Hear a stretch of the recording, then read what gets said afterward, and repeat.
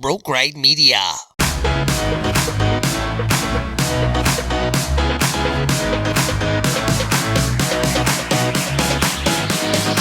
You're now listening to The Straight Shooter Show with your host, The Straight Shooter. All right, welcome to The Straight Shooter Show, and thank you for taking the time out of your day to spend with us. Normally, I just open with a little monologue, talk about whatever the topic is, but we had an email that was kind of vague. Who was that email from, Zach? It was no. It says no or Noah. I think it might be N-O-E, no. And the email is just very plain. Could you talk about divorced parents, please? And without any more information than that, I don't really know what aspect of divorced parenting, how does a kid deal with divorced parents? How should parents behave? There's a lot of different directions. So instead of having a normal monologue, Zach and I decided we would just have a little discussion about the various things that maybe might answer his question about divorced parents. So I can tell you this, when I was a kid, a lot of my friends had divorced parents, but not mine. My parents were still married. And when Christmas would come around, my friends would have Christmas, but then the day after Christmas, or maybe on Christmas Eve, they would go to their other parents' house and have a second Christmas. And I was like, what the hell? I am getting gypped here. And so I went home and was like, Mom, Dad. Yeah, can I have two Christmases? You think y'all could get divorced so I could have a couple of Christmases? That's crazy. I thought you were going to go in a sentimental route with this, and so I was all serious. And then I kind of seen you were starting to turn into the two Christmases thing. Well, I don't know if that's what Noah's talking about, but no. Hey, if you have divorced parents, you get two Christmases, unless one of your parents is a piece of crap and you only get one. Well, I don't know if I'd say that. Maybe they don't have money. Yeah. Watch your mouth. You always make me the bad guy, dude. Well, you say stupid shit sometimes. I say dumb shit a lot, actually. I think that's probably what I'm getting known for. They're like, oh, here's Zach saying something stupid again. But yeah, divorced parents, it's tough. I can tell you this, man. I said a story not too long ago on the podcast, one of these episodes. I don't remember which episode it was. But remember I told you that my mom left and she said she waved goodbye to me outside in the Jeep. I was upstairs. Right. My mom left and I didn't see her for several years, right? Right. Well, my mom and dad fought all the time. And I didn't say this the last time in the story, but it's the truth. That whenever I looked out and I knew she was leaving and I knew she was leaving for good and she waved at me and she left, it was the happiest day of my life. Because there wasn't going to be any more fighting. Yep. I was so tired of the fighting that when she left, how most people, I always thought something was wrong with me because I always thought that because everybody else's parents would get divorced like you when I was younger, everybody else's parents were getting divorced too. And everybody was just real jacked up over it, except for me. My parents got divorced and I was pumped. Yeah. I thought me and my dad were going to be boys and my mom left and I was happy because I didn't have to deal with that anymore, So here's how I feel about divorces is that when a couple gets divorced, from the moment they decide they're going to get divorced, it should be business. And that's it. Now, if there are children involved, those children become part of the business between what do you those mean two. by that? You can't keep emotion. And once you have decided to get divorced, emotions cannot play a factor. It's black and white. This is what it is. We're getting divorced. We're going to separate this belongings that we have, and we have kids. These kids are part of our business together. Yeah. How I feel about you or who you're dating next or what you're doing with your spare time has no effect on the business at hand. It's irrelevant. The only thing that matters is separating the goods and then dealing with the children. So the children now become, which, I mean, children probably be the most important part of the marriage too, but that's what's left of the business. Once all the belongings are separated, the money's situated, whatever, the business at hand now is the kids. So that becomes the number one thing that the parents need to address. What is best for these kids? Is it, they can stay with me any night they want and stay with you any night they want and let them choose as long as both parents are, capable parents? Absolutely. That's the way I feel like it should be. I will tell you that when my son was young, there was a handful of times that he would stay. She had visitation every other weekend. That was what her visitation was. But she was a capable mother, and there was 4 or 5 times that he would stay with her for like a week or 10 days. Yeah. I'd call him and say, every day I would call him, hey, you ready to come home? You ready to come home? And, can I stay another day? Can I stay 2 more days? Sometimes he'd say, can I just stay till next weekend? Sure. Yeah. I'm still going to call you every day. I'm still going to check on you. Yeah. And make sure that you're good. But if that's what you want, I'm not going to, nope, sorry, visitation's over. That's good of you. That's actually rare. That's actually rare that, like, stay. you were a good guy for that. But then there were other times that, and it was rare, very rare that, maybe it would be her weekend and she'd be like, I'm going out of town, or can I switch with you? And I would usually say, I'm not going to switch with you. I would keep him. If you aren't going to be available, he can just stay with me. If he wants to come, next week, for a day or 2 or whatever, I'm not going to keep him from you, but I'm not going to switch, is how I always handled it. Because I still wanted my, if it was like my weekend, yeah, I really wanted my weekend. I didn't want to give up. Well, because you worked during the week, right? That was your time off. Yeah, that's totally understandable. So I was like, I'll take an extra weekend. If you're offering me an extra weekend with my son, I'll take it. Never turn it down, right? Right. No. So that's when it comes to divorced parents, the ones that hold the child hostage because either the other parent hasn't paid their child support, or they don't like it that the other parent is dating somebody. Unless the other person is dating a drug addict that is having all kinds of craziness going on in the house, or something like a reasonable explanation. But if it's just they don't like them and they're holding the kid hostage because of it, is a major problem, and it just hurts the kids. Yeah, and remember, if you're a kid asking this about your parents, remember, it's not your fault, right? 100%. This is the parents rule this whole thing. It is up to the parents to make these decisions. And even kids can tell their parents, I want to go to whatever, but if the parent has the say, especially if it's the custodial parent, they have that say. Primary guardian, you go or you don't go. Yeah. And it's not your fault if they don't let you go when you want to go. It's the parents' fault. But some parents, they have to stay on that schedule. They have to stay on that schedule that the court provides for them for whatever reason.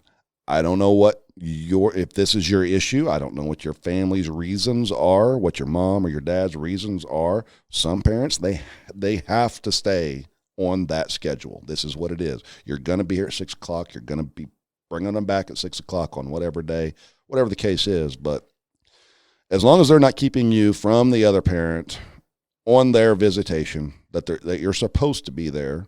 And I would ask them, if you want more liberal time with the other parent, I would ask them, I would like to stay an extra few days, or can I get an extra weekend? I don't get to see that other parent enough. Or maybe you have step siblings you want to spend more time with, at the other residence, whatever the case is.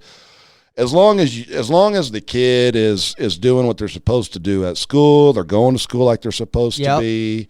As long as both parents are functioning and doing then let them sleep where they want to sleep. The parents need to communicate properly, right? Especially if kids going to be bouncing around like that, the parents got to communicate. They have to. Yeah. But it doesn't have to be long drawn out conversations either.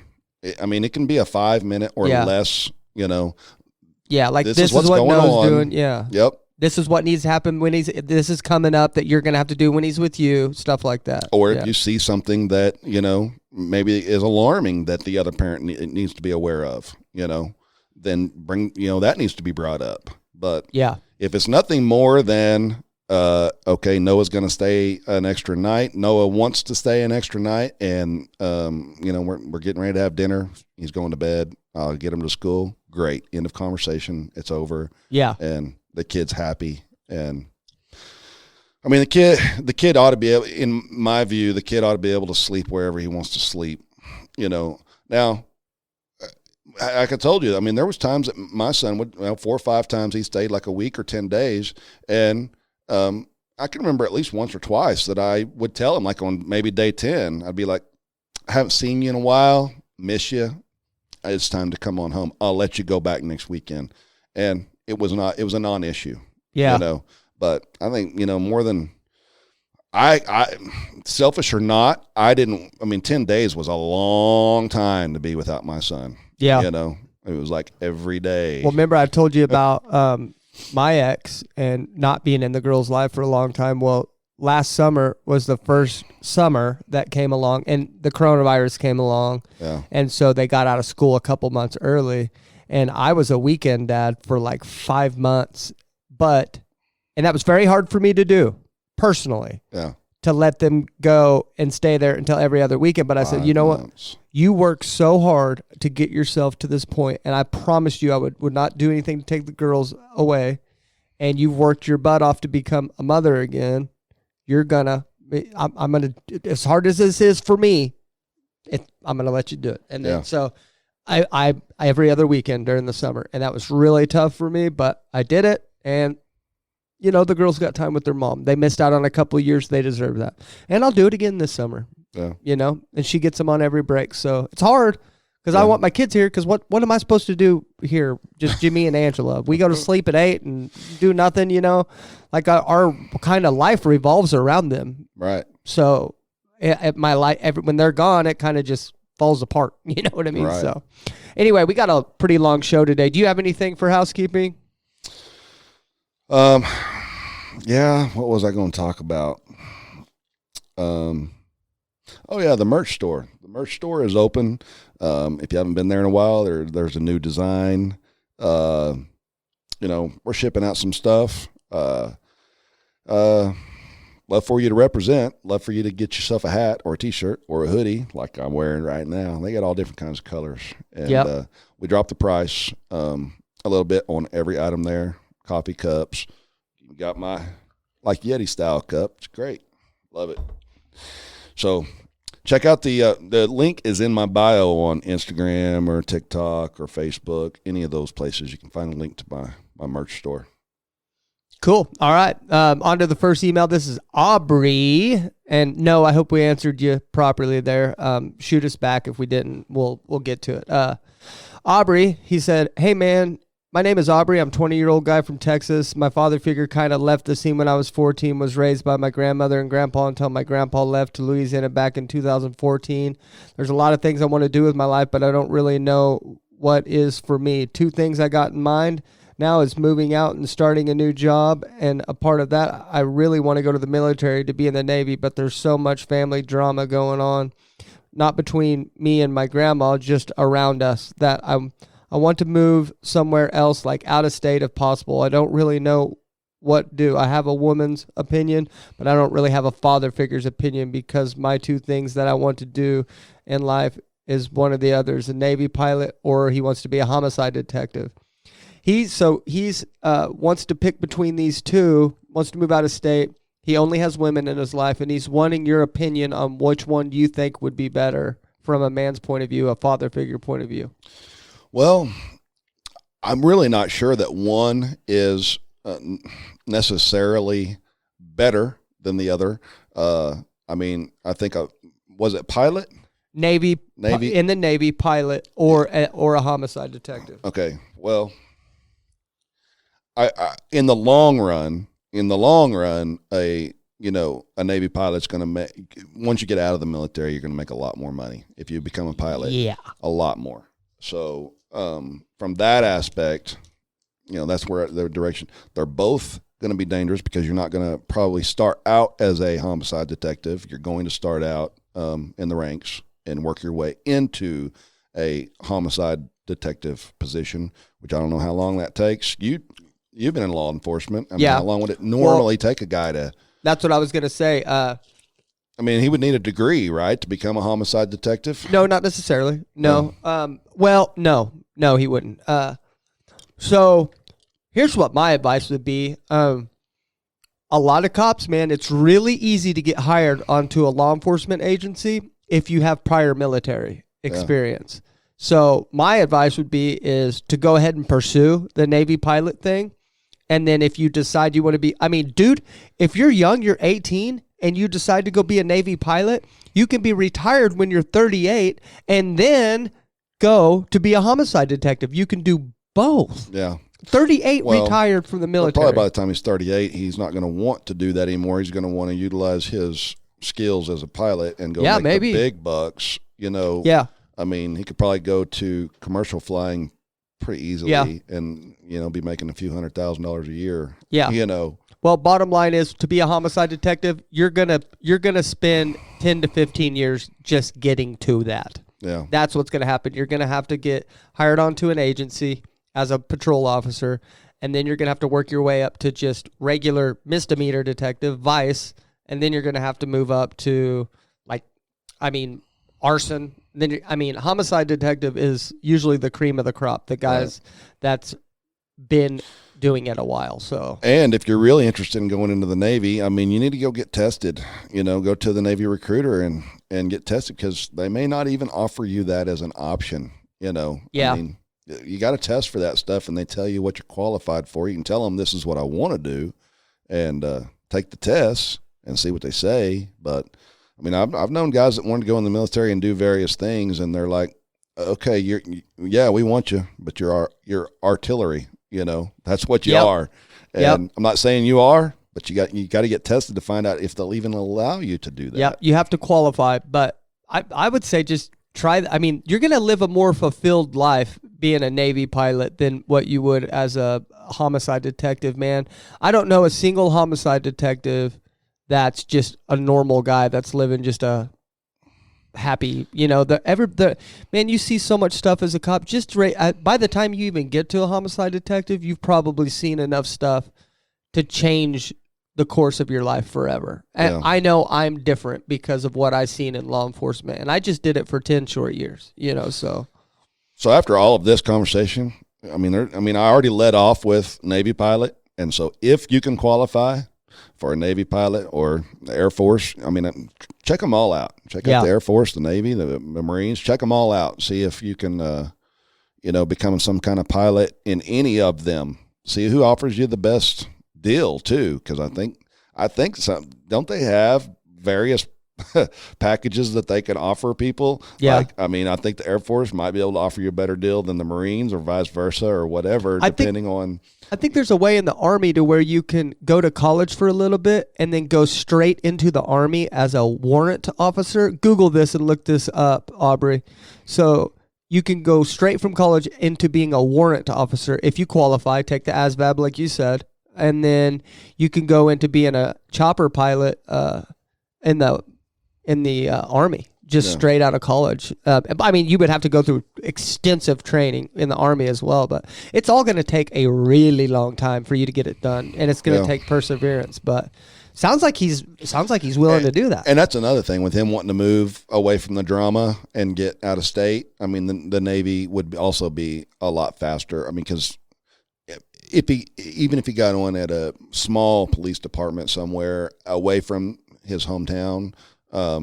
With no background, even if he were able to get that job, he's not going to be making that much money, Yeah. So it would be tough to live, on whatever you're going to make in a small town like that. Yeah, so. you're going to have to live on base and everything else in the Navy. No, I was saying, but still he'd be away. He'd be away from. Yeah. Yeah. He wouldn't necessarily have to live on base, I don't think. I mean, I don't know. I'm not in the military, but I know other guys that they had apartments. I mean, they get a living allowance. They can. Yeah. Yeah. Both of these jobs that you're picking is going to take a really long time for you to get there. And so you do kind of got to decide what you're going to do pretty quick. But I mean, like you could go into the Navy and pursue that and start pursuing it and then get out and change your course to a homicide detective very easily. That's what I'm saying. It would be hard for you to start off pursuing a homicide detective and then go back to the Navy. Oh, yeah. But it would not be hard for you to transfer from the Navy to being a cop. So I would say start off being in the Navy, and then you could transfer later if you wanted to. But from a former cop, it's not the most fulfilling job in the world, and it's not what you think it is. And again, really, really, really investigate the different branches of the military before you settle on one. I mean, really do your research and make sure. Navy may not really be where you want to be. Maybe it is, but make sure you do your research. Yeah. All right. Thanks for the email, Aubrey. Hope we answered it for you. All right. Well, we've got one more email, All right. and that's from Brian. He said, "Hey, sir, I've been watching your TikToks for a while. Thanks for being such a great person. I've been with this girl for about 3 years, and she's kissed another guy while we were on a break, but she also had talked to a lot of guys on the second break when she went to Seattle, and it really hurt because she flirted with like 5 guys. But we talked it out when she got back from Seattle. We were really good for a whole 8 months. Last week, I just felt different energy from her. Didn't feel like she was so into me after usually being the one that shows most affection. And when I brought it up, she just laughed and took it as a joke. I broke up with her on the spot. But as you can tell by this story, we go back a lot. But I want to break the cycle and forget about her. Any tips? Any talks? Have you been through this? Thank you for time." So he's just basically saying they're bouncing in and out of this relationship, and he has this allure to her, and he wants to get out, but he doesn't really know how. What advice would you give Brian to just be done with her? Yeah, he definitely needs to be done with her. Yes. For sure. I mean, based on that email alone. But he's a young guy, and he wants to know what steps does he need to take to be done with her. It's so tough when you do have that connection with somebody, because they will reel you back in and reel you back in and reel you back in, and they'll keep you confused. And there's not really a solid, in my mind, there's not really a solid step by step. This is what you do. First of all, you got to get your belly full. And when you get your belly full, and I don't know if you do yet or not, it doesn't sound like you do, because to me, once you get your belly full and you're like, I've had it with this. I'm done with you playing these games with me. I'm done with you reeling me back in and then letting me go and then messing around with somebody else and then coming back. When you had your belly full of that, then you'll know I'm done. And then you won't, even though you may still have an attraction to the person, you'll know that you're done being played with that way. So to me, it's either get your belly full or mind over matter. You just tell yourself, she's going to keep doing the same thing. I know she's going to keep doing the same thing. And no matter how bad I want her, it's a temporary. I know it's temporary. I know she's going to go be with somebody else and then try to come back to me. So I'm going to stop the pain right now. Yeah. So, I say flirt with her sister. Yeah. Well, normally I would get on to you for saying that, but in this situation, I'm not gonna. You like that advice? Yeah. Well, I don't know where to go with this, because normally you would get on to me for that. But in this situation, I'd flirt with her sister, flirt with her stepmama. Yeah. Honestly, if you think about it, that I was intending that to be funny advice, but if you were to hook up with her sister, it would be over. It would be over. She wouldn't mess with you anymore. And that would give you a little peace of mind too. So, but you know why this hurts so bad? Because he doesn't really want it to be over. He doesn't want to hurt anymore. Yeah. He wants her to act right. Yeah. He wants her to act the way he wants her He to wants her act. to be the one, but Yeah. he knows she's not. Yeah, but he wants her to be. And so he knows he needs to move on because it's not going to happen, but he does not want to let go because he wants it so bad. And that happens to everyone. All of us. Everyone, yeah. And it sucks. Oh, it sucks when it's going on so bad. But I will tell you, it gets better, buddy. Yeah, it does get better. It gets better. Got it. It is hard though, isn't it? Especially when you're that young and you just he's 18. You just love, is it 18, 19? He actually didn't say on here, but was that the last? Oh, that was the last one. Maybe. Yeah. But he sounds young, so it's tough, man. Especially when you're young and you're first getting those first years where your first couple of girls you love. It's so powerful, man. But this will make you stronger in the long run. You know? I can tell you this too. Every single relationship that I've ended, every single one, even if I ended the relationship, I still was sad and, frustrated that it ended because, nobody wants to break up. I mean, when you start something, you're like, yeah, this is it. This is it. And then when it's not, it's you get down and a little depressed. But in every single situation that I've ended a relationship, there's been another girl. So there's going to be another girl. And I don't have another girl right now, but there's no doubt in my mind there will be another girl. Yep. Just make it her sister. All right, Brian, thanks for the email. Okay, now you ready for a phone call? Let's do it. All right. So we got a phone call coming on today. Here we go. All right. Hello, Michelle. Hey, how are ya? I'm fantastic, as usual. So, do you have a million questions from that long email that you got briefed on? I'm going to tell you, I've read your email probably 4 or 5 times, and there is a lot there. But for our listeners, since we did not really read your email to everybody, he just basically gave them a overview that you. By the way, just to let you guys know, for our audio only listeners, we will go over the email, but I will on the video, the YouTube version, I will put the email up on the screen. So okay. So I've got some things to say too, but I want you, for the listeners, to give a little description of you were married, you got divorced, you're still friends with your ex-husband, your current husband is all well and good with that, has even made comments to you about he still wants to take care of you, things of that nature. Yeah. So go ahead and talk to me about that a little bit, and then I've got a few things I'll say about it. Sure. First of all, I am very blessed. I was a teen mom, and my ex-husband, I was 25 by the time I met him, but he took on that other daughter and ultimately adopted her.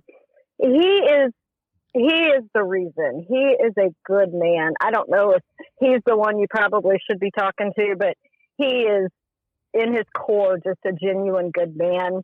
And I know I put in the email that he said to me over the years, as long as you're the mother of my girls, I'll never let you suffer. Right. And that speaks volumes as the man that he is. I have put him through absolute hell. I'm not going to lie. We didn't start out that way, of course, as the listeners probably can take from it. I did leave and was in another relationship that was very hard on him, and he toughed it out. And then when that went sour, that kind of justified, I don't know if justified's the word. It made him feel a lot better, that I am the common denominator here, not him. Right. And so, and we've grown from there, up until even just a couple years ago, we went to see comedians. I would drag him along with me to do these things just because he was available and so was I. So, we would go out and do things, and we're just the best of friends. And my daughter benefits from that greatly. Like, we spent Christmas together. and like I said in the email, she has made comments when she was younger. I'm so glad that you and Dad don't fight. Right. And that's him. Because when I first got into this, I was what he liked to say, addicted to drama. Mm-hmm. And I was offended by that terribly. But then after lots of therapy, I was addicted to drama. There are chemicals that are released in your brain when you are in that fight or flight constantly. Right. So that when you get out of that, you don't know what to do. Those chemicals aren't firing anymore, and you are kind of addicted to the drama. And I implore anybody to do some introspection and look at themselves, because it's real. Yeah. I mean, there are chemicals that fire and that make you addicted to that to that drama, for lack of a better word. But he is really calm, cool, and collected, and he was like, "Yeah, we're not having this in our lives. So I don't know what you need to do to fix it, but we're not going to be on this high and low roller coaster all the time." And he was fantastic about that. So this is when you were still married, right? When we were still married, Okay. yeah. Yeah. He told me I was addicted to drama, and I was not a happy camper. Mm-hmm. But because nobody wants to hear that. Right. Nobody, wants to hear it. But I'm also very in tune with myself, and I want to do and be better. When you know better, you do better. Right. And, I wanted to do better. So he has really taught me. And then through the divorce, he taught me that it doesn't have to be ugly. Right. And for the listeners, I would like to say that my divorce with my ex-husband, with shared houses, cars, and children, cost us all of like $230 to do the paperwork. Right. Because we sat down and we did everything that we had to do. And my second divorce cost me a little over $5,000, and Right. we didn't have any of that stuff. So, so it just worked together. That's really all I can say is you love that person at one point, and just because things didn't go the way you thought they were going to doesn't mean that you have to hate them. And he's proof of that, because he could very well hate me for the things that I've done and put him through. So there's that. And he doesn't. So I'm very grateful for that. So let me stop you for just a second. What was the final, why did y'all ultimately, you and your first husband, why did y'all divorce? What was did you file? Was it his decision, your decision, joint? What? No, it was my decision. I think that he would have toughed it out. I think he would have done what he could to make it work. I put in the email that my mom died in 2004. I was only 28. Right. My dad died when I was 8. So I went into a really horrid depression, and he didn't know how to handle that. And he made some he's not perfect, trust me. He made some nasty comments about, well, you didn't have a good relationship with her anyway. I didn't think you'd take it this hard. Yeah. And that's not what you want to hear when you don't have any parents. So things like that stick in my craw. And then I was approached by an individual that was very toxic and convincing, and I was in a very vulnerable position. Mm-hmm. And unfortunately, that's what took me away from my marriage. Mm. And, and then that turned out to not be great. So, yeah. Okay. Is your first husband, is he remarried? No. And he never has been? No. They have a girlfriend? Nope. He has dated.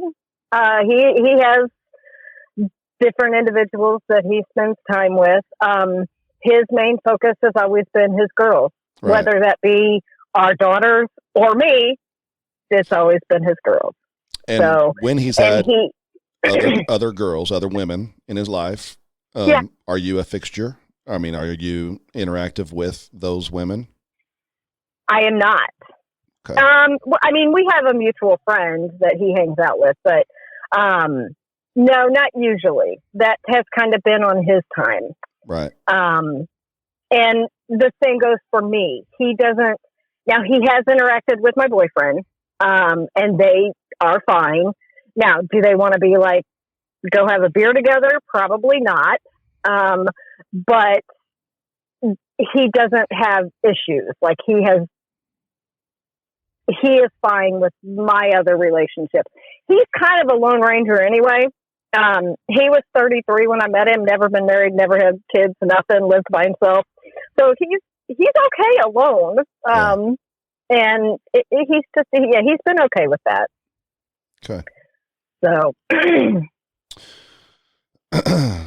so after your second marriage ended, what prevented you from just getting back together with your first husband? We talked about it. We've had some really deep discussions about it. I think he ultimately knew that I'd go again, that I'd run. Yeah. And he didn't want to set himself up for heartbreak a second time. And, that's him being a lot smarter than I am. So, I do have a running streak, and, when the going gets tough, I cut ties and go, because ultimately I have to protect myself. Yeah. So that's a character flaw of mine. Yeah.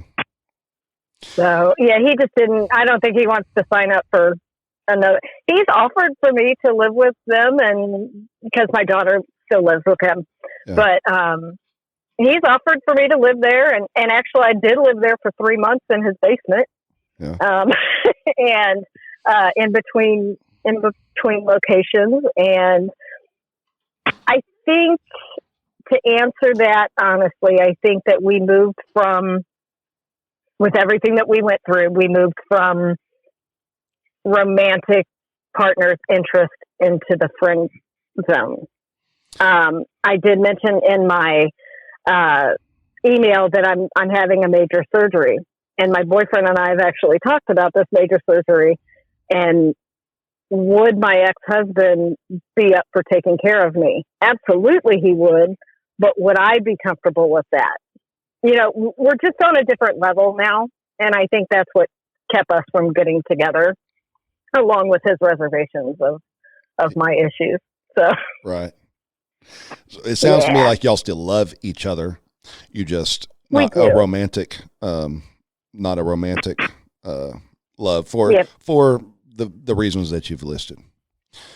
Yeah. So yeah. We do still care deeply about each other, and we would never let any harm come to each other. We just know that it's not going to work, living together and trying to make a relationship of things. Right. I think we both know that. Well, I've never claimed to be perfect myself, but I can identify with your first husband. I feel like what you've described sounds a lot like myself. I mean, I'm kind of the same, I'm not, no nonsense, I'm pretty calm, and I'm not going to fuss and fight and all that stuff. And, I'm also don't want to set myself up, if, and I think that's what I connected with you, is I kind of saw that part of you, through listening to the podcast and seeing you on TikTok and just seeing your demeanor. It's an energy, it's a demeanor. And I could totally see that. And I think a lot of that comes with age. 'Cause, back in the day, I don't know that I would have been that way, but, we all learn, hopefully. So I feel like, I know this email derived from the podcast where I talked about, and videos that I've done on TikTok about, exes not being friends. And, I know that there are exceptions to the rule, and, sure, there's going to be some, with explanations such as yours, right?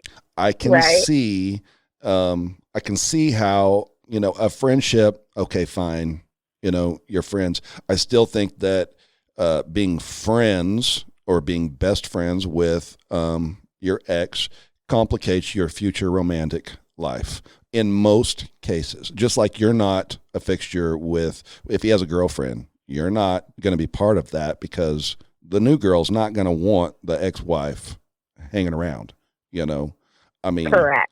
So, your boyfriend sounds like he's, pretty understanding about it. And that's great that he is, but I am certain that he probably still has something inside of him that I don't know if I would call it irritated. He may not be. I could be totally off on your particular boyfriend, but most people that I know are not going to want that close of a relationship with their significant other and the ex. And so I just think that when it comes to being, if you were romantic and you're no longer together, divorced, I feel like the friends, being best friends, to me, in 99.5% of the cases is not the best scenario. Now, being friendly and cordial, and I mean, I don't fight with any of my exes, none of them. Right. I mean, I don't, and look, there's a few of them that, I mean, I'm not going to go out of my way, but if somebody said, hey, they need you, they need help, I'm going to take care of that, because I'm a pretty good guy. But I'm not going to I'm not going to have weekly or daily conversations or text messages with them or, check up on them like your husband would, check up on you with your surgery coming up.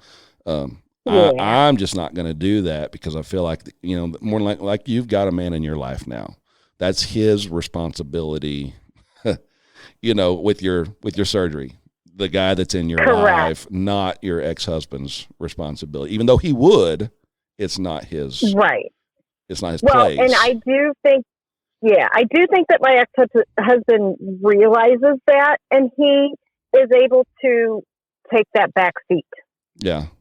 Now, when my relationships go to crap and, and I'm back on my own, then he gets back in the passenger seat and he's there with me to tough through some of the hard stuff. But he does take that back seat, and he does know his role. Let's say that. And as far as my boyfriend, I don't try to make him uncomfortable either.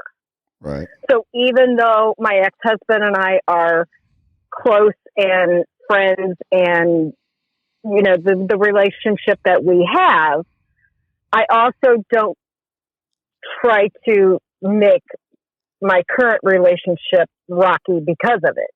Right. So I think we're all on the same page with, because I don't go to the comedy clubs with my ex-husband anymore. I go with my boyfriend. Right. So there's that. And I wanted to touch on that too, because I actually have a friend that is a male that I've been friends with since I was 17 years old. Right. And I am his concert date. He has a girlfriend. I have my relationship, and his girlfriend doesn't do concerts. So He calls me up. Now, minus the pandemic and the boyfriend, I will say I have not gone to the concert with him while I'm in a relationship. Right. So it's a tough thing. But my boyfriend and I have gone with him to concerts. So sure. On that part, I heard you talking about that, and I do agree with that part. He has welcomed my boyfriend into the crew, and all is well there. And my boyfriend understands that's not any concern either. Right. But again, not going out of my way to make him uncomfortable. Right. Like, oh, I'm going to go hang out with my friend today. We don't do that. Because I would rather hang out with my boyfriend. That's the way it ought to be. Exactly. So, in the same thing with my ex-husband, but yeah, I think the whole point is best friends, whatever you want to call it. I think the bottom line is it doesn't have to be ugly. No. And I think that's what you were trying to get across to, is that it doesn't have to be. And especially if there's kids involved. I watched my baby, she had little friends that had divorced parents and they fought. And my daughter witnessed that. Right. She witnessed the going to dad's for the weekend and mom being mad and all of that. And she's just like, oh my God. It's like, that's when she realized that her life was a little different, Right. because her parents still do get along. And my thing to her when she said that was, I said, honey, I still love your dad. And just because we can't be together doesn't mean that you have to suffer. Yes. And she is a wonderful kid. Like I can't even begin to tell you. She is amazing. Now my oldest, not so much, but she has personality disorder and daddy issues, of course, because, she was adopted by my ex-husband when she was 8. Right. And therefore there is a biological father there that, isn't the greatest influence. And, she suffers with that. Yeah. But that's neither here nor there. So, Well, I am in total agreement with you that it doesn't have to be hateful when relationships don't work out. I'm 1,000% on board with, if a relationship ends, it ends, and right. there is no point in fighting about it, or especially putting kids in the middle of it. Yeah, I'm all for civility and being civil and being friendly if you can be friendly. And if, both people end up in new relationships and all 4 of them can, stand to be around each other for events, then they ought to do that. But yeah, I just, I'm going to stand. I said what I said. Exes, and that is okay. Exes, in my mind, should not be best friends. But yes, I understand that there are a very small percentage of people that can have an explanation why, they are still friends. But even you admit that, he's your friend, but you're not going to go hang out with him away from your boyfriend. You're not going to go to dinner with him or the comedy club without your boyfriend. So right. Are you really friends, or are you just friendly? If you're both single, it may change. The dynamics are going to change a little. Different. It does. Now, we have gone to dinner with my daughter, like the 3 of us. Yeah. And my boyfriend's fine with that. So, and that's just the dynamic that we have. Right. And the other part of that, when I got with my boyfriend, I told him, I have a relationship with my ex-husband. And if that's going to be a problem, then we're going to have to decide how this is going to go because, unfortunately, I have no parents. I have estranged siblings that all my siblings are drastically older than me. I was the surprise of the family. My mom was 42 years old when she had me. So if that tells you anything. So I don't have a lot of close family. So my ex-mother-in-law, my ex-husband, and my daughter are my family. So and my boyfriend understands that. So your first husband really is your rock, even when you're in a relationship. That is your foundation. Yeah. That's a pretty tough pill to swallow for a new man, coming into your life, And this man my man now is a good man. Yeah. He really does understand that. And I put in my email that, my ex-husband has shown me what it means to love someone unconditionally. Yeah. Because you can't put somebody through what I put him through and him still give two shits about me. Right. And, that speaks volumes to him as a man. And my boyfriend realizes that. He realizes the family aspect. And I think that there's a trust level there that I don't, like I said, I don't give him reasons to doubt that. He knows that he is my number one. And my ex-husband is my family. Right. And that's how he kind of resolves it in his mind, I guess. Yeah. And I think that the key is not making that current person feel less than because of somebody else. So, like I said, my ex-husband bought me a Christmas gift that was wonderful.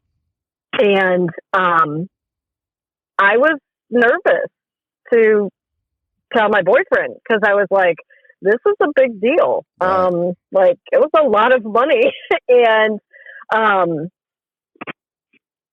he said, well, that was nice. And then didn't say anything else. And I was like, okay. And he comes back a little bit later and he's like, you realize that was his way of taking care of you. That he still wants you to know that he's there for you, but he does respect that you're here with me. Right. And so there is a mutual respect between the men in my life that, my ex-husband's like, I'm still going to take care of her because I always have and I probably always will. But I do respect that she's yours now. Right. So, it's weird. I know it's weird. And I know some people probably look at it and they're like, okay, that is weird. But we make it work. And I think the key is just not making that current person feel less than. I agree. For any reason. And, just the foundation that my exes and I have made is very important to us. Right. He knows that I don't have family. His mom knows that, I don't have family. And, they're still good to me. Now, it wasn't always like that. We definitely had to work to rebuild that after everything that we went through. But, but we're in a really good spot. And with me facing this huge surgery, I'm glad that we're all where we are and that everybody knows their place and their role in my life, and we can all move forward. I mean, my boyfriend's even said, Jeff can come out here and help take care of you. And I was like, I don't know how much he'll be like game for that. And then when I told my ex-husband that, he's like, yeah, I don't know. And I go, he may want you to, like, he may need the break. So they all know that I'm the problem. I'm the pain in the ass of the group. But, but we all, and we have, my ex-husband has a wonderful sense of humor. So that's, that hits him right where it needs to be. Like, no, he may really need you to come out and take care of me so he can, like, go away for a minute. So, because we don't know what this is going to look like and how it's going to go down. So, well, hell, I love your ex-husband at this point. I know he's a wonderful guy. So, but I do have a surgery date of March 30th. So that's the clock starts now. March 30th. We will certainly keep you in our prayers over here. Yeah, thank you. Happy for you. So yeah, it's going to be good. It's all preventative, so I don't have, I'm not going through cancer or anything like that. So it's definitely a preventative situation, and so that I got a few more years on me. I got my girls to see grow up. So there you go. And make good. Yeah. So, but I enjoy watching you, Jason. I love the relationship that you have with your son. I've learned a lot. Of course, when you go through life, and I raised my baby as a baby. And I know I made some mistakes, and I question my parenting all the time. And I was the strict parent. I know you talk about that a lot. And how your boy was like, yeah, they do sneaky stuff because their parents are on them, you know? Right. That was me. Well, That was me. you know, I remember having friends that had, you know, really, really, really strict parents too. And they were, you know, it's not 100% foolproof because my parents were not that strict with me. They were a little more strict with my sister, but they weren't that strict with me. And I ran amok. I mean, I ran wild. But the kids that had the strict parents, they were running with me too. But their parents didn't know where they were, and my parents did. You know, so yeah, that's the difference. And kids are going to do what they're going to do. Right. It's just a matter of whether they're going to let you in on it or not. Right. And my youngest lets me in on it. She's, you know, but she's also a rule follower. She's a good kid. Yeah. You know, with my oldest, number one, I was 16 years old. So I was a baby raising a baby. Number two, I didn't want to be a grandma in my 30s. Right. And by God, I was going to make sure that didn't happen, like at all costs. Right. So, I mean, to the point where I had the parents of the boy on one phone and her on the other going, I think your son has my daughter somewhere and I'm not okay with it. And they're like, yeah, neither are we. And my daughter's like, God, I want to kill myself right now. But yeah, so I was tough. I had reasons to be, you know, looking back because she was a challenge. She is her mother's daughter. Yeah.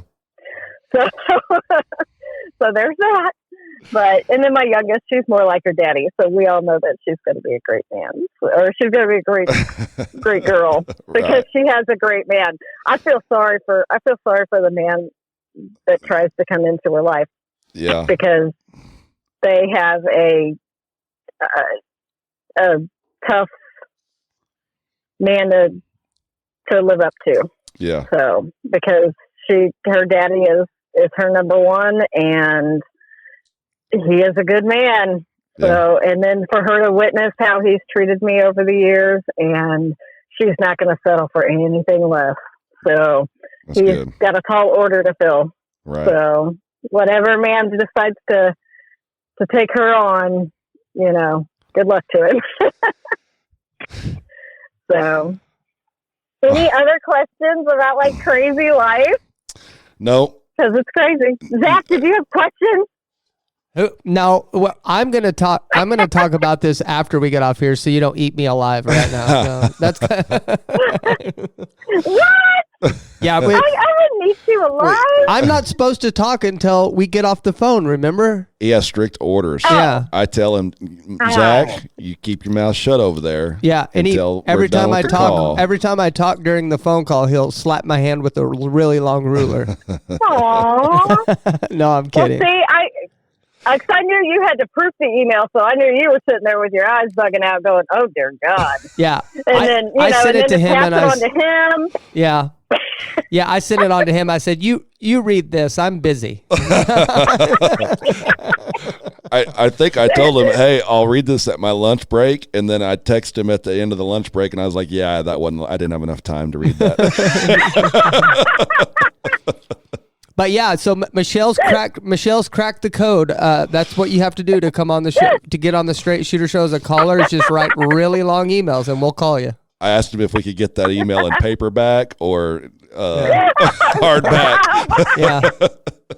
Yeah. My daughter tells me I should write a book, and I was like, does anybody really want to know all this? Like, I mean, I'm happy to tell you everything. I'm an open book myself, but I tried to download really it. Wants to know all that. I tried to download on my computer, and it said that the file size was too large. No, but in all seriousness, I'm the straight shooter. Yeah, in all seriousness, we appreciate emails. We give you help, but we like more. We always complain about not enough information, and then when we get too much information, we complain about that. So maybe we're the ones with the problems. So. Yeah, we're the common denominator on this email issue here. Well, my key with that was once I looked over it, I was like, oh God, this is really long. No, it's good. Being in your business, I figured you could pick and choose what you wanted to take from it, and then, you know, pose your questions from there, and I'm game for whatever. So. Well, you've been great. You've been here great. I am. I've loved listening to your story. So you did great.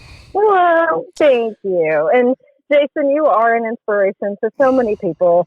I can't begin to tell you what TikTok has done in this world. I'm always telling my boyfriend, "Oh my gosh, look at this," Right. Because somebody will come in with negativity and then they get slammed, bam, bam, bam, like get out. Right. I mean, and I actually got hooked up with a lady in California that had the same surgery that I did. Mm-hmm. She hooked me up with support groups. Cool. So on so many levels, TikTok has been amazing. I know they ban stuff. I'm not really sure what their algorithm baloney is, but who does? Minus all of that, I think that it has been a great tool, especially during this pandemic, of what everybody's going through, and just the increase in depression and everything, just from not being able to be out in this world. I agree. So, I appreciate it. I don't even know how I found you, but I'm glad that I did. I am too. I love some of your stuff, but man, when you did that one, you were like, nope, they can't be friends. I was like, oh, no. Hold on a minute. I was like, I gotta give this exception just a little bit. So, well, you know what? I would rather you do that than unfollow me. Like some people are like, unfollow. All right, then. Well, but you know what? You want them to. You want them to go on and go, because yes. if we can't have differing points of view. I'm not political at all. I never voted a day in my life, so I have no dog in this fight. But I don't dislike someone because of that. Yeah. And when people try to talk to me, I just look at them like deer in the headlights. And my boyfriend came home one day and he was like, "Did you know? No. And I gave him the deer in the headlights. And I was like, "You realize who you're talking to, right?" And he's like, "I know, but I just had to say something." And I was like, "Fine, but don't expect a response out of me." Right. I just wish people could be more like that. I agree. It wears me out whenever people are like, "You voted for such and such," or "You voted for such and such." I'm done with you. I don't like you. Okay. You know what? I'm going to interrupt here because we're making this show a little long, and me and Jason normally talk, but we're going to make the show a little different just for the listeners, because I'm sitting here thinking this will be good. This will be good. I was going to talk about this afterwards, but I want to talk to you about it because I'm going to ask you a tough question. Okay? Yeah. Because it's been bothering me this whole show. I can't help as a listener, because I try to make myself a fan of this show and the fan of the people that come on. And I love everyone that comes on. And I'm genuinely a fan of my own show, essentially. And it's not because of my work. It's just because I love stories like this. When I'm listening to your story, I can't help but wish you and your ex-husband were still together. Oh, yeah. A lot of people have thought that. Because you guys sound so good, and that's one thing that me and Jason brought up during that was like, why not just stay together? And you guys seem so good together. Here's what I'm hearing. It sounds like he still wants to be with you, but you don't think you're good enough, or you think you would hurt him again? Let's talk about the hard stuff. I want to hear that, because I find myself wishing you guys were still together. What's your therapy enough on this? What's your response? What's your response to that? I just think we divorced in 2009. I think that we've just spent enough time apart that we're different people. We're different people now. And he doesn't want to set himself up for hurt, and I don't want to hurt him. Do you think you still would? Do you think you would? Yeah. I have no doubt. So do you feel like the boyfriend that you have now, you're going to run from? No. No? I think he's going to listen to this. I think I would be uncomfortable being your boyfriend because it's apparent that you guys still love each other. And you know what? When I talk to him, I'm sure he'll have some questions, but he seems to be okay. You may tell him that you didn't come on the show. You decided not to come on the show. Tell him not to listen to this. Oh no, he knows. Okay. Because I texted him as soon as I got the email from you. I was like, guess what? The podcast was going to call me Saturday. Yeah. So yeah. I hope I'm not causing a problem. I'm here, but no. It sounds like to me you still guys love each other. But also, we've only been talking for 20 minutes. I've only heard from you for 20 minutes, so I don't know what I'm saying. But I can't help but if I'm sitting here watching this movie, I figure the movie ends with you guys together. Well, and I don't want to spill all the dirt, but there are definitely, I did touch on my character flaws. And he does have his own. And what was a problem when we were raising children together is not necessarily the problem it is now. Yeah. So that plays into it as well. Yeah. And, you can't hurt someone. There were hurts that were done to me by him that I don't know that we can just tuck away and act like it never happened. Yeah. And vice versa. Yeah. I mean, there were things that I did to him that even though he says, you're the mother of my children, I won't let you suffer, and I love you, it's a whole different ballgame when you're doing life together. Yeah. And some of those hurts just don't go away. I understand. It's been a long road for me to forgive myself on things. He swears he's forgiven me. Forgiving yourself's a little more difficult. Yeah. Yeah. I see. Jason says he identifies with your ex-husband, and I identify with you, and I truly do, because I haven't always been the best husband, not to my wife now, right? Yeah. But to my previous ones. I had to take a break from relationships. I took a year off from relationships before I met my wife. And I realized during that break that I was the problem, I was the problem. I was I mean, for lack of a better term, I was a hoe. I didn't treat women. I thought the women were the problem in the relationship. I never beat women or yelled at them or degraded them or anything like that. But I thought my crap didn't stink, and I thought they had to do all these things to make Zach happy, and Zach didn't do anything to make them happy. When I took that break, I realized that I was the toxic one, and I had to make some changes. But it sounds like you've done that, and you've realized that, though. That's the problem, Every day is a process, because you know what? Like I said, I don't know if I've had enough therapy to talk to you about this.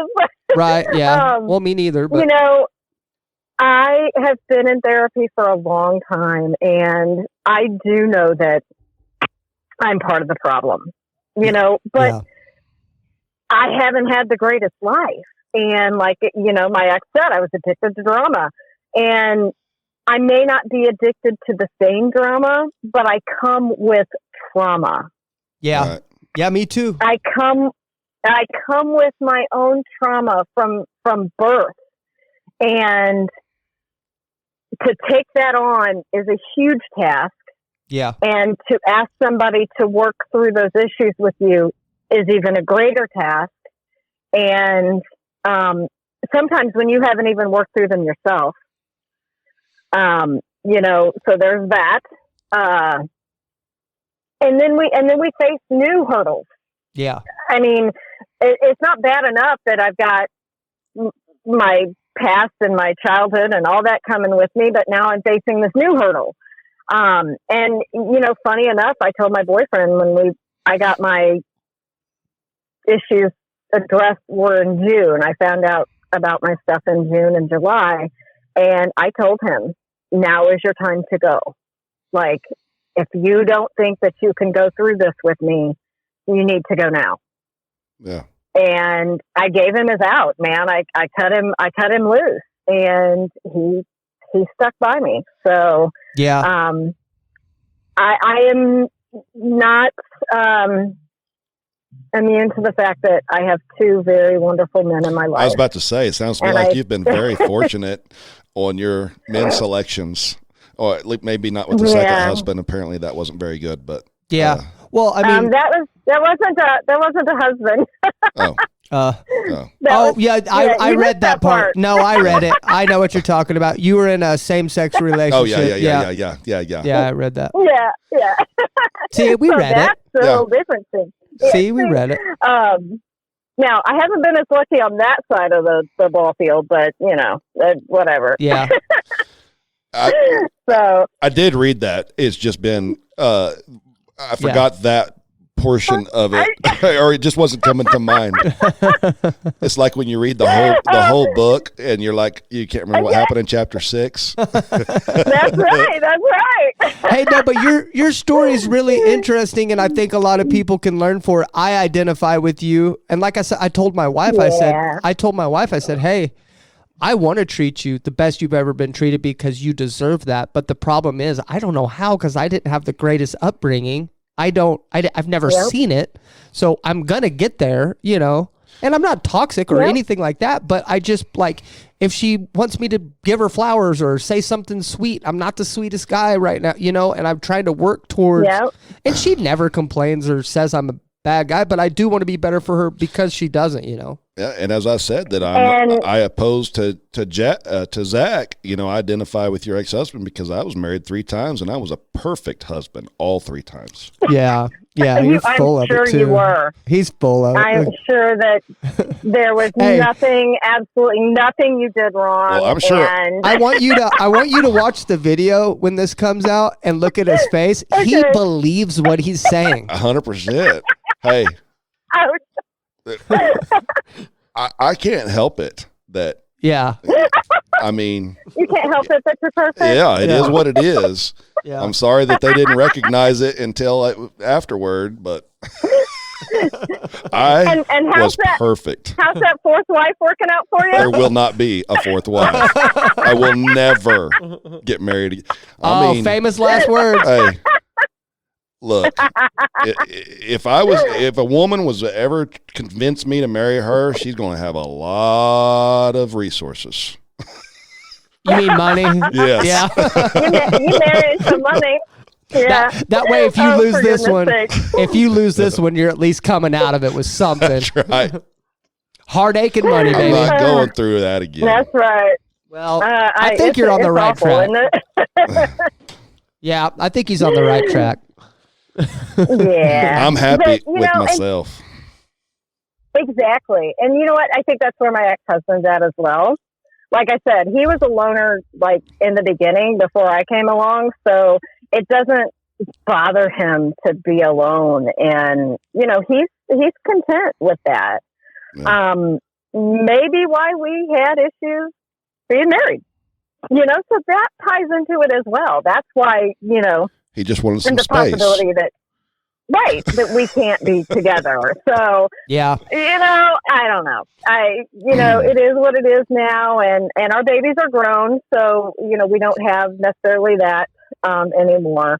Now we do, of course, still do Christmas and stuff like that, but yeah. So, and he is perfectly fine watching me go through my relationships, and I want to talk to him. They turn out. Me too. I want to talk to him. I really do. Can we get your ex-husband on the show? I will try. I will. I want to talk to him when we're done. I want to talk to him. I would love to hear what he has to say. Give him our email. Please, dude, I'm serious. I really want to talk to him. I would die to know what he has to say, because of course, I give him all the glory and all this, and I would be interested to see what he says about me. Watch him take it, run with it, be like, yeah, she was terrible and I was great. And then him and Jason would be best friends afterwards. And he'd be like, that's right. We're perfect. It's all right, Michelle, I'll be your friend. We'll be the imperfect ones. Thanks, Zach. Yeah. Oh goodness. But yes, I will get a hold of him and see what, because I was thinking about that when we were talking. I was like, wouldn't it be interesting if I could get like my boyfriend and my ex-husband to talk to you guys as well to see what like this weird dynamic that we have. Hey, yes, I wouldn't mind talking to your boyfriend too. If both of them want to email us, we can give them each like a 15 minute segment to give us their take on this situation. I would like to make episode 10. I would like to make episode 10 the response to this. Yes, I really do, because we made a whole episode, right? We made a whole episode about you disagreeing that it's possible, right? And if we can hear from all three parties, because we're only getting one side of the story. Yes, and I'm sure the listeners, if you're listening this far into this long episode, if you're listening this far in and you want to hear from all three sides to see if we can really prove Jason wrong. That's what we're trying to do, right? To see if Jason's wrong, and maybe they all are happy, and we could get to know each and every single party, and maybe we can prove Jason wrong. Because that's hard to do. It really is. It's or maybe not. Or maybe. I'm on a mission now. Okay. Yeah, let's hear it. I'm on a mission. We're on it. Get them both to email us, and we will get it set up. Okay. Yep. Do it. Fantastic. I will do it, and they will love it. My boyfriend will love it. He even asked, do you want me to be there? So, and I was like, no, let me see how this goes. So, but he'll be happy to know that you guys want to hear his view. Sure. And I would love to hear my boys' views of my crazy ass. I want to know now too. You got to make it happen, okay? I will totally make it happen. If I have to send you the emails myself.